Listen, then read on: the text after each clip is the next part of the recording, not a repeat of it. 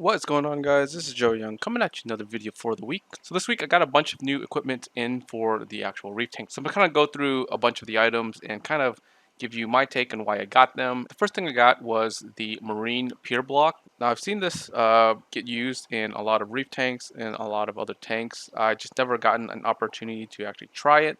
So I figured, it's a new tank, new setup. Let's go ahead and try something a little bit different. So I went ahead and ordered a few of these blocks. This one I got, which was an 8x8 by 1 inch block. I actually have a few of these. I think I'm only going to be able to fit one of these blocks into the sump, just because the sump area is going to be kind of taken up by a skimmer, which I'm going to show you guys in a little bit. Like I said, I could probably try to squeeze in another block, but we'll just keep one block for now and then use the other pond matrix media in the other compartment. Now, this marine block holds a ton of water inside and it's super porous, so it's really great for just your beneficial bacteria to grow in and just kind of house in this giant block. Now, in conjunction to these blocks, I did try a different brand of blocks here. This is the Maxspect Nano Bio block. The only difference here is it's just cut down to a smaller size. Now, when I ran water through this block, I did notice that this block doesn't really retain as much water as the marine pier block. It actually is a little bit heavier in terms of, even though one block is like 2 times, 3 times, 4 times the size, it definitely feels lighter on the marine block side, more hollow. All right, so now moving on to the main item for the actual tank, which is the skimmer. So last week I mentioned that this tank setup won't really have a refugium, and that's why I have a kind of a container on the main display to house some sort of macroalgae just in a little area. But I'm planning to run a skimmer just to help with the phosphates in the tank and the setup. I decided to go with a Reef Octopus Classic 152S skimmer. Now this skimmer is definitely overrated for this size tank.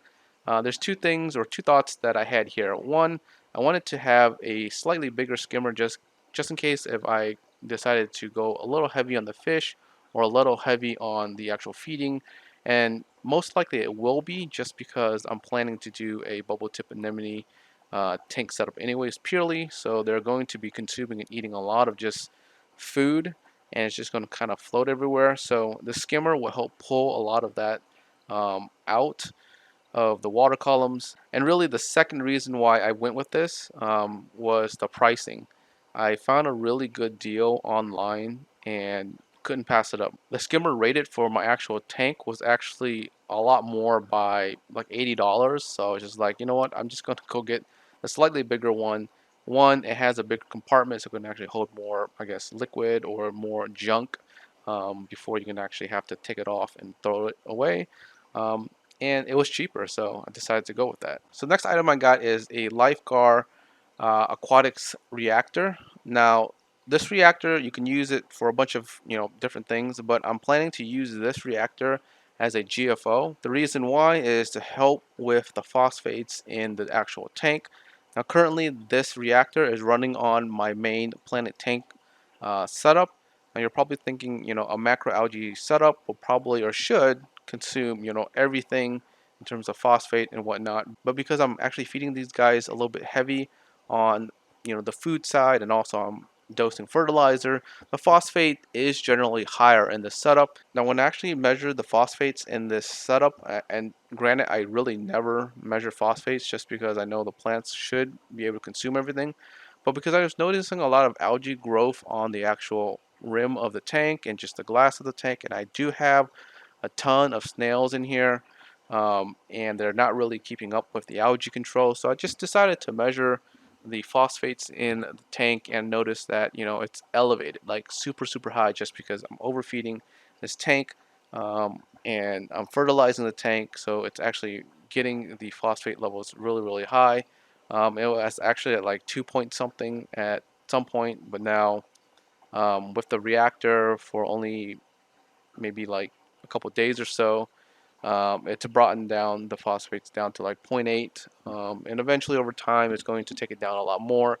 I end up actually only using 2 teaspoons of the GFO in the setup, just because one, I've never actually used a reactor before, and two, I did not want to, destroy any of my, you know, livestock coral in the tank, just because I've heard some horror stories where you put too much in, it strips everything out of the aquarium pretty much, and your corals goes to crap.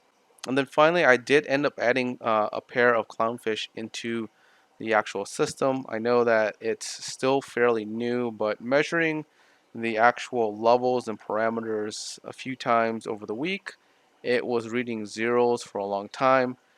Just because this tank is a large tank and I have already cycle media in the system, we need to probably have some sort of constant ammonia level to kind of keep bacteria kind of growing steadily, healthy, and happy. Of course, I'm going to closely monitor the parameters in the tank, make sure that we don't have any spikes.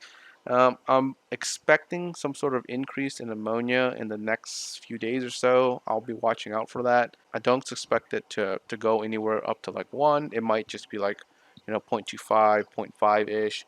And if that's the case, I would just do a water change to help control that.